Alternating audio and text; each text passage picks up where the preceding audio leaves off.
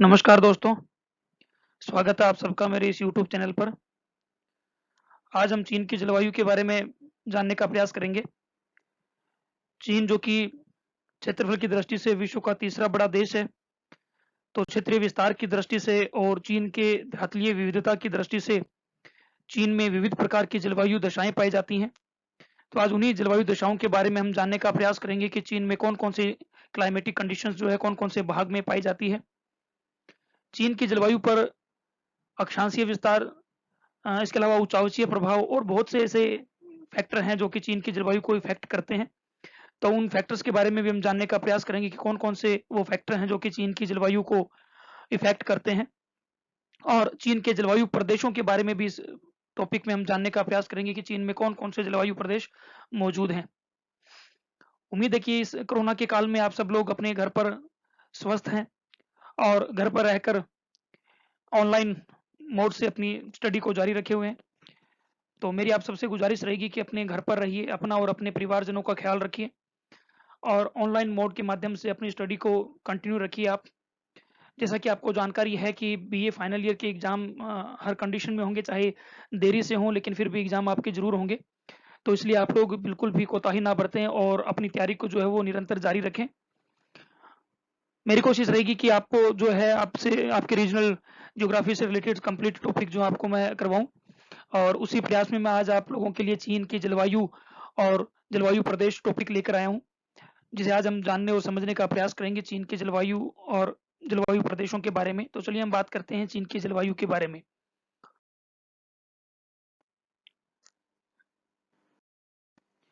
तो अक्षांशीय दृष्टिकोण से अगर देखा जाए तो चीन जो है मेनली शीतोष्ण कटिबंध यानी टेम्परेट ज़ोन में आता है। यानी इसका चीन का यदि अक्षांशीय विस्तार हम देखें तो ये पूरी तरह से टेम्परेट ज़ोन में है मोस्टली। और इसलिए चीन की जलवायु पर क्या है कि जो टेम्परेट क्लाइमेटिक कंडीशन जो है, यानी शीतोष्ण कटिबंधीय जलवायु दशाएँ जो है उनका इफ़ेक्ट स्पष्ट रूप से चीन की जलवायु पर देखा जा सकता है। दूसरा, चीन की जलवायु जो है इसके विशाल क्षेत्रफल के अनुसार चीन की जलवायु में काफ़ी जो है वेरिएशन देखने को मिलता है, विविधताएँ देखने को मिलती है। एक और जहाँ चीन का दक्षिणी पार्ट जो है वो ट्रॉपिकल क्लाइमेटिक कंडीशन में आता है, यानी उष्णकटिबंधीय दशाएँ वहाँ पर मिलती है। और मिड चीन जो है ये सब ट्रॉपिकल क्लाइमेटिक कंडीशन में आता है। और जो उत्तरी चीन है और पश्चिमी चीन है वो शीत और शीतोष्ण कटिबंधीय क्लाइमेटिक कंडीशन में आता है। धरातलीय दृष्टि से भी अगर हम देखें, उच्चावचीय दृष्टि से देखें तो भी चीन में उच्चावचीय विविधताएँ पाई जाती हैं जिनका इफ़ेक्ट चीन की जलवायु पर स्पष्ट दिखाई देता है। जैसे कि फॉर एग्ज़ाम्पल चीन का जो दक्षिणी पार्ट है और यानी और जो डेल्टाई भाग है, तो चीन के दक्षिण में और डेल्टाई भागों में अ, उष्णकटिबंधीय ट्रॉपिकल कंडीशन मिलती है, जबकि पश्चिम में जो तिब्बत का पठार या हिमालय, कुनलुन, त्यान शान जैसे ऊंचे पहाड़ी एरिया है वहाँ पर जो है महाद्वीपीय प्रकार की ह्यूमिड महाद्वीपीय प्रकार की या उप आर्टिक प्रकार की और टुंड्रा क्लाइमेटिक कंडीशन भी दिखाई देती है। तो चलिए बात करते हैं चीन की जलवायु को इफेक्ट करने वाले वो कौन-कौन से फैक्टर हैं। तो चीन की जलवायु को प्रभावित करने वाले तत्व, तो सबसे पहले अक्षांशीय विस्तार। तो अक्षांशीय दृष्टि से अगर हम देखें तो चीन जो है वो इसका मोस्टली पार्ट जो शीतोष्ण कटिबंध में यानी टेम्परेट जोन में आता है। इसलिए यहाँ की जो क्लाइमेटिक कंडीशन है वो टेम्परेट जोन से ज़्यादा इफेक्टिव है, यानी शीतोष्ण कटिबंधीय क्लाइमेटिक कंडीशन यहाँ पर ज़्यादातर पाई जाती हैं। ये देखिए आप चीन की क्लाइमेट जो कंडीशन है उस कंडीशन को देखिए, जैसा मैंने आप लोगों को बताया कि चीन का जो साउथ का पार्ट है, साउथ का पार्ट खास करके ये जो सागर तटीय भाग है, कोस्टल एरिया है, कोस्टल एरिया जो है ये उष्ण कटिबंध में आता है। तो यहाँ पर hot summer and warm winter यानी ट्रॉपिकल कंडीशन पाई जाती है, जहाँ गर्मियाँ गर्म होती हैं और सर्दियाँ जो वो भी साधारणतः गर्म ही होती है। और चीन का जो इससे ऊपर का ये मिड चीन जो है, मध्यवर्ती चीन, ये मध्यवर्ती चीन का पार्ट जिसको कि हम उत्तरी चीन का मैदान कहते हैं। तो उत्तरी चीन का मैदान और उससे लगा हुआ ये पश्चिम का जो ये पार्ट है, ये पूरा का पूरा जो है उपोष्ण कटिबंधीय कंडीशन में आता है। तो इस उपोष्ण कटिबंधीय यानी ये जो भाग है ये उपोष्ण कटिबंध में आता है, सब ट्रॉपिकल ज़ोन में। उपोष्ण कटिबंध यानी सब ट्रॉपिकल ज़ोन में आता है, जिसमें कि गर्मियाँ जो है वो गर्म होती हैं और सर्दियाँ जो है वो कोल्ड होती हैं, सर्दियाँ ठंडी होती हैं। तो ये पार्ट उपोष्ण कटिबंध में आता है। ये तिब्बत के पठार और हिमालय पर्वतीय क्षेत्र का पार्ट है। तो दक्षिण में ये हिमालय पर्वतीय भाग आ गए, जिनमें कि ग्रेट हिमालय की पर्वत श्रेणियाँ आ गई, या ह्यांगज्वांग जो पर्वत श्रेणी है वो आ गई, या सिंगलिंगशान पर्वत श्रेणी जो है वो आ गई। ये तो सारी पर्वत श्रेणियों का ये पार्ट है। यहाँ पर कोल्ड क्लाइमेटिक कंडीशन मिलती है, यहाँ शीतल दशाएं पाई जाती हैं। और इससे ऊपर का जो पार्ट है, जो तिब्बत के पठार के ऊंचे भाग है, या चीन के जो ऊंचे पर्वतीय भाग है, वहां पर अति कोल्ड, अति शीतल जो क्लाइमेटिक कंडीशन है वो पाई जाती है। यहाँ पर भी मंचूरिया और गोबी का जो मरुस्थल है, और आंतरिक मंगोलिया का जो क्षेत्र है, यहाँ पर भी शीत कटिबंधीय क्लाइमेटिक कंडीशन मिलती है।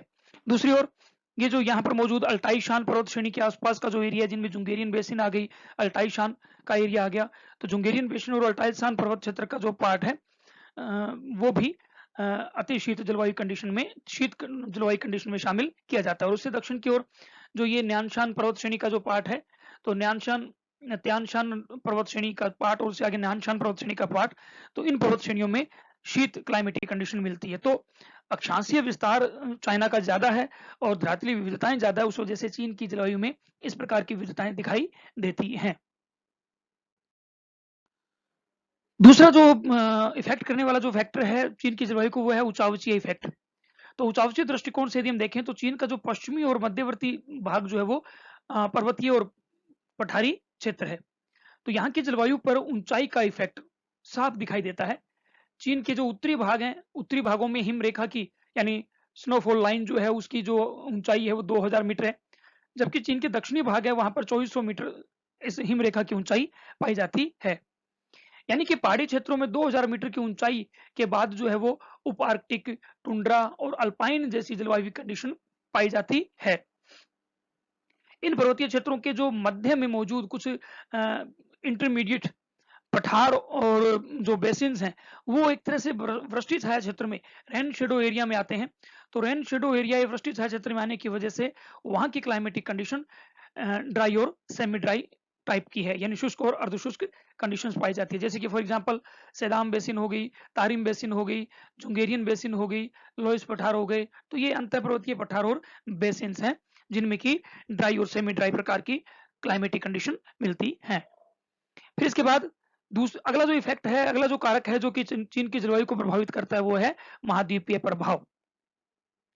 तो चीन का जो पश्चिमी और मध्य भाग है, ये महासागरों से दूर है, और महासागरों से दूर होने की वजह से यहाँ पर कॉन्टिनेंटल इफेक्ट यहाँ की क्लाइमेट पर साफ दिखाई देता है। यहाँ क्या है कि मोस्टली शीतकाल में जो विंटर टाइम है, वहां पर टेम्परेचर बहुत ज्यादा डाउन चले जाते हैं, और जो समर टाइम जो सीजन है, उस समर टाइम में टेम्परेचर जो है वो ज्यादा चले जाते हैं, यानी उच्च हो जाते हैं, हाई टेम्परेचर यहाँ के हो जाते हैं। इसके अलावा उच्च वार्षिक और दैनिक तापांतर, ये भी यहाँ की क्लाइमेट की, यानी महाद्वीपीय जहाँ कंडीशन पाई जाएगी, क्लाइमेट में कॉन्टिनेंटल कंडीशन पाई जाएगी, वहाँ की जलवायु की एक विशेषता उच्च वार्षिक और दैनिक तापांतर पाए जाना, कम वर्षा होना या अति अल्प होना वर्षा का। ये यहाँ और इस तरह से, इस वजह से क्या है कि इन क्षेत्रों में कुछ भागों में, जैसे कि तकला-मकान मरुस्थल है, तारिम बेसिन है, इस तरह की सेदाम बेसिन है, वहाँ पर डेजर्ट कंडीशन पाई जाती है। जैसे कि मंगोलियन पठार और गोबी मरुस्थल, तारिम बेसिन, तकला-मकान मरुस्थल, सेदाम बेसिन, जुंगेरियन बेसिन, सेदाम बेसिन, जुंगेरियन बेसिन और लोइस पठार की प्रकार की जलवायु जो है, ये कॉन्टिनेंटल इफेक्ट यहाँ की जलवायु पर साफ दिखाई देता है। नेक्स्ट है महासागरीय प्रभाव। तो महासागरीय इफेक्ट जो है वो चीन के दक्षिणी और दक्षिणी पूर्वी भागों में ही, खास करके दक्षिणी पूर्वी और पूर्वी भाग जहां पर कि प्रशांत महासागर, यानी पूर्वी चीन सागर, पीत सागर और दक्षिणी चीन सागर मौजूद है, वहां पर जलवायु पर ओशनिक इफेक्ट जो दिखाई देता है। इस ओशनिक इफेक्ट की वजह से क्या है कि वर्षा की मात्रा यहाँ पर पर्याप्त होती है, तापीय अंतर जो है वो भी कम ही पाया जाता है। तो ये जो गुण है, ये यहाँ की जलवायु में, यानी पूर्वी और दक्षिणी पूर्वी भागों में साफ दिखाई देते हैं। नेक्स्ट अगला जो फैक्टर है जो चीन की जलवायु पर इफेक्ट करता है, वो है आर्कटिक वर्त की निकटता। तो चीन का जो उत्तरी और उत्तरी पूर्वी भाग है, ये जैसे कि फॉर एग्जांपल मंचूरिया, मंगोलिया या हेनान जो क्षेत्र है, ये क्या है कि आर्कटिक वर्त के नजदीक है।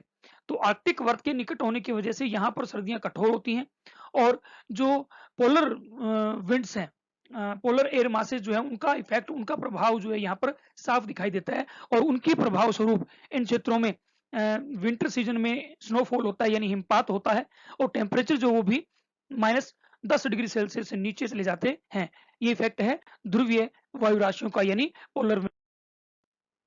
ये देखिए आप इस मैप में चीन के जो एरिया है और जलवायु जो है उस जलवायु को दिखाया गया है।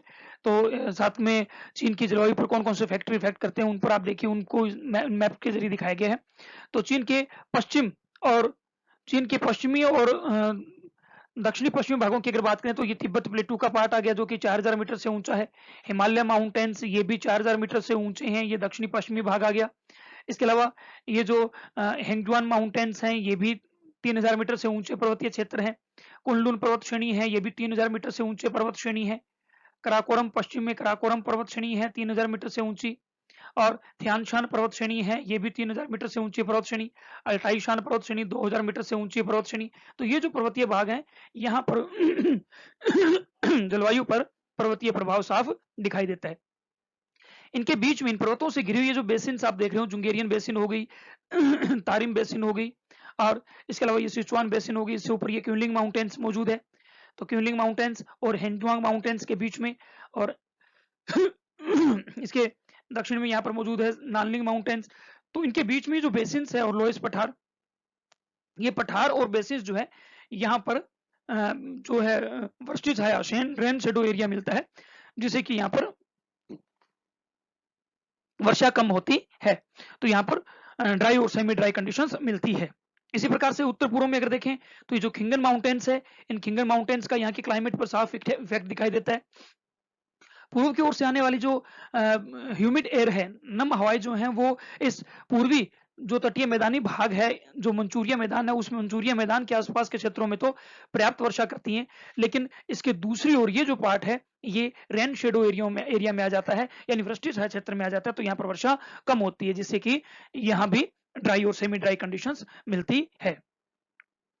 इसके अलावा ये देखिए आप कि ये जो पूर्वी पार्ट है, उत्तरी मैदान चीन का उत्तरी मैदानी पार्ट और ये जो पूर्वी और दक्षिणी पूर्वी भाग है, ये भाग महासागरों के निकट है। तो महासागरों के निकट होने की वजह से, महासागरीय निकटता की वजह से महासागरीय इफेक्ट जो है यहाँ के क्लाइमेट पर साफ दिखाई देता है और इस वजह से यहाँ पर 100 से 150 सेंटीमीटर वर्षा भी हो जाती है और टेम्परेचर ग्रीष्म ऋतु में गर्मियाँ थोड़ी गर्म रहती है, सर्दियों जो है वो भी तो सामान्यतः थोड़ी सी गर्म रहती है। तो एक जैसा सा टेम्परेचर मिलता है तो तटीय सागर तटीय भागों में।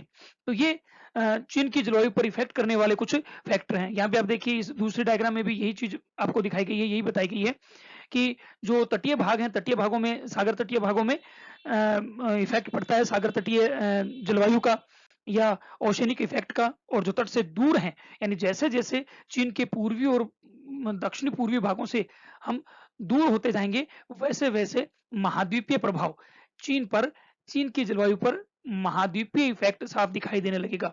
यानी इससे पश्चिम की ओर अगर हम देखें तो ये जो पार्ट है सारा का सारा मध्य एशिया का भाग है, उत्तर में साइबेरिया वाला पार्ट आ जाता है, रूस वाला पार्ट आ जाता है, ये सारा का सारा जो है महाद्वीपीय क्षेत्र है।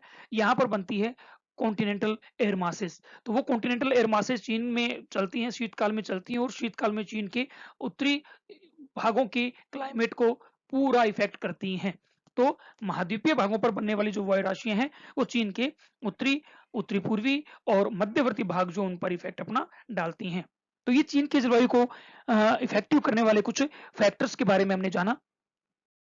तो ये हमने देखे चीन की जलवायु पर इफेक्ट डालने वाले कुछ मेन फैक्टर, अलग अलग पार्टों में चीन के अलग अलग भाग में जो है वो किस कारण से कौन सी जलवायु कंडीशन पाई जाती है।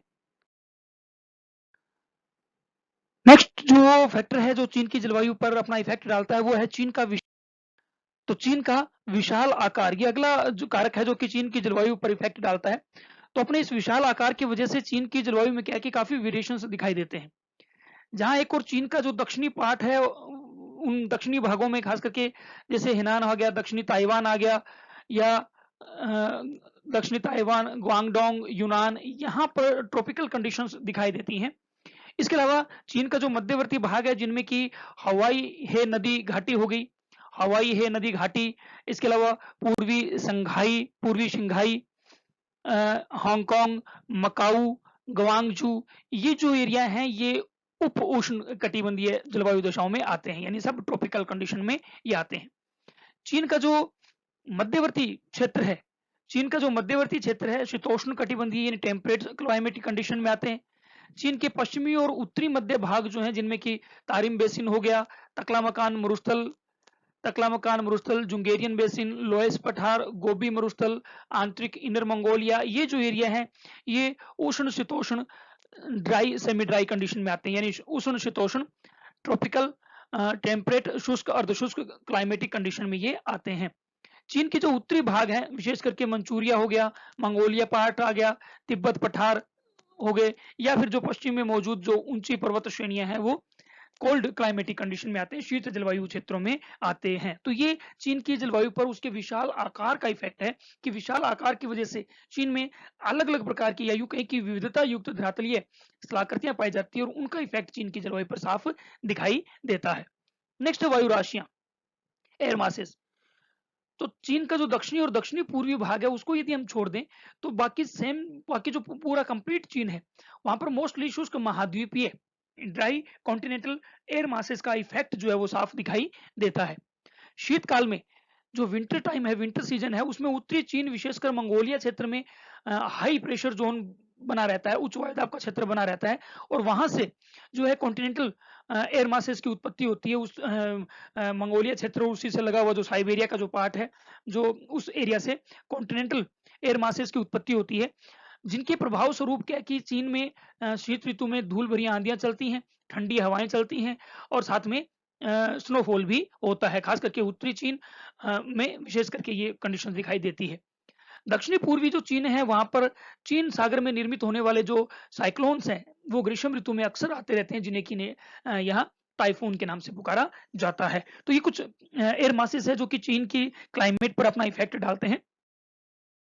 चलिए नेक्स्ट बात करते हैं चीन के तापमान, वर्षा और क्लाइमेट वायुदाब की दशाओं के बारे में। तापमान, वर्षा और वायुदाब की दशाएं। तो विशाल आकार की वजह से चूंकि चीन का क्षेत्रफल काफी ज्यादा है, उसके कारण से क्या है कि चीन के विभिन्न भागों में तापमान, वर्षा और वायुदाब की जो कंडीशन है उसमें भिन्नताएं देखने को मिलती है।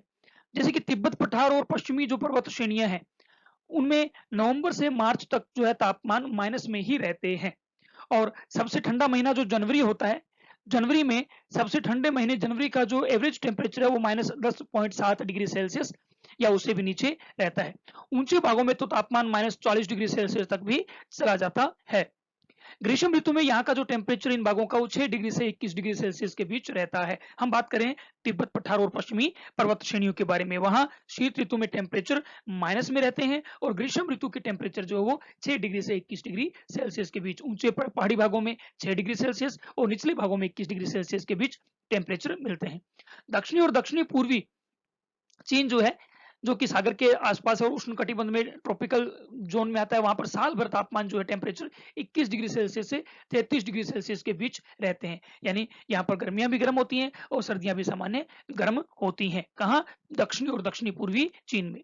पूर्वी चीन की अगर हम बात करें तो पूर्वी चीन में टेम्परेचर, यानी खास करके ये उत्तरी चीन का जो मैदान है वो पार्ट आ गया, तो उसमें टेम्परेचर जो 3 डिग्री सेल्सियस से 28 डिग्री सेल्सियस के बीच मिलते हैं।